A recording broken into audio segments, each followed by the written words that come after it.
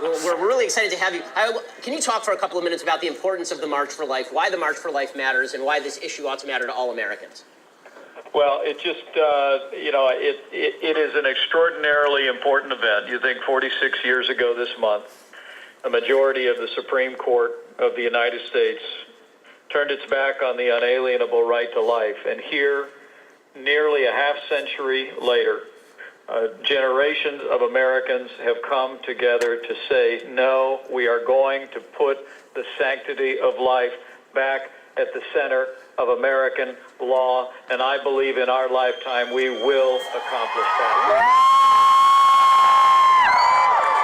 America was founded on the promise of God-given rights, chief among them the rights to life and liberty. Now, while America may have imperfectly fulfilled that promise, we always move forward toward the perfection of that promise. Over time, those unjustly omitted from the founding bargain were admitted and embraced. The American family grew. Only one group was left behind.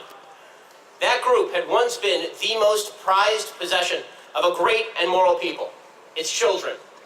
The souls entrusted to us by the Creator, given to us with care and love. We built the country for our children. We built our lives for our children. And then something happened. We, as a country, decided to erase them. We decided that the present was more important than the future. We decided that convenience was more important than basic decency.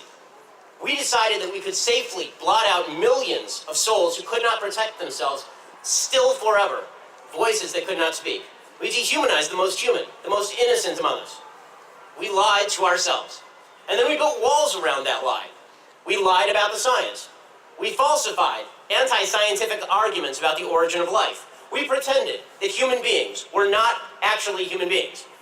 We pretended that human beings with DNA different from their fathers and their mothers, human beings producing their own red blood cells by 12 weeks, their own fingerprints by week 8, their own developing eyes, legs, and hands by week 5, their own forming nervous systems by week 3. We pretended that these were not human beings, human lives at all. We created euphemisms: termination of pregnancy, abortion, choice. What we were really engaging in was the mass killing of the unborn, of course. Millions of children who would never be held, who would never open their eyes, who would never see the sun rise, who would never become parents and then grandparents. The dismemberment of babies in the womb, the torture of tiny bodies. We told young women that abortion wasn't merely a choice, it was a valuable, worthwhile choice. We told them to shout their abortion, to be proud of participating in the killing of the unborn. We excised those who stood for life. Governor Andrew Cuomo of New York said just a few years ago that those who are right to life, quote, have no place in the state of New York. Just this week, Canadian Prime Minister Justin Trudeau said that pro-lifers were not in line with, quote, where we are as a society. Maybe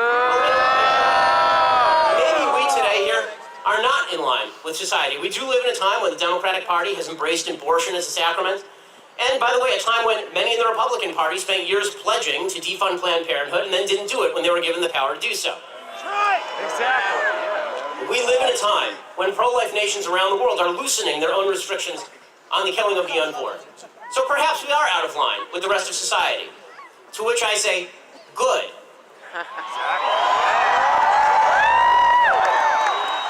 So were the abolitionists.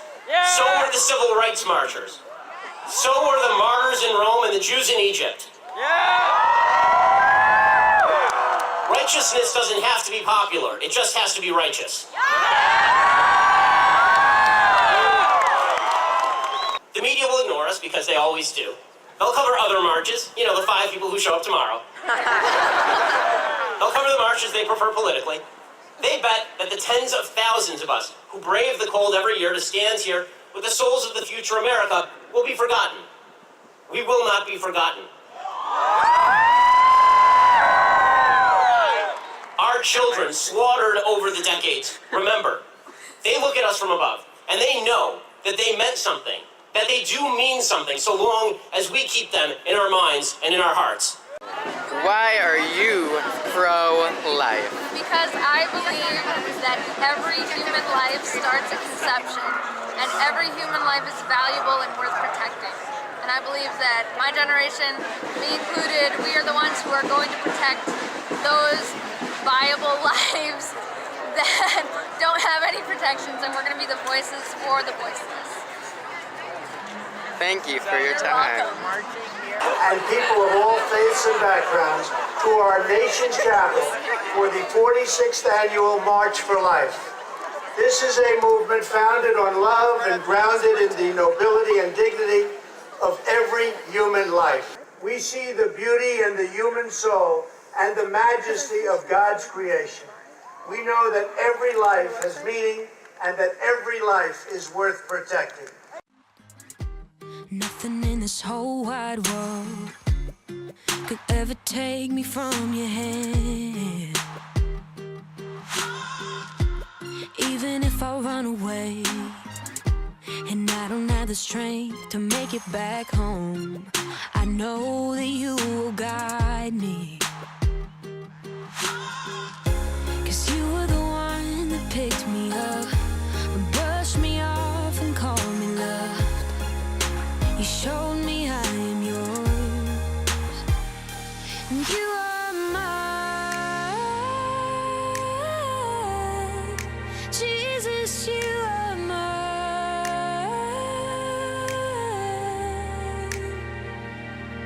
I know that I'm unworthy, completely undeserving. I'm amazed that I am yours. And you are mine. Hey, hey, no, you are mine. Hey, Yo, what up? This is my boy David. He's like the #1 most subscribed YouTube channel. Make sure you head over there, smash the like button, hit subscribe, and make don't sure run to into turn on that that pole. notification bell. Keep it real, bros. Lord, you're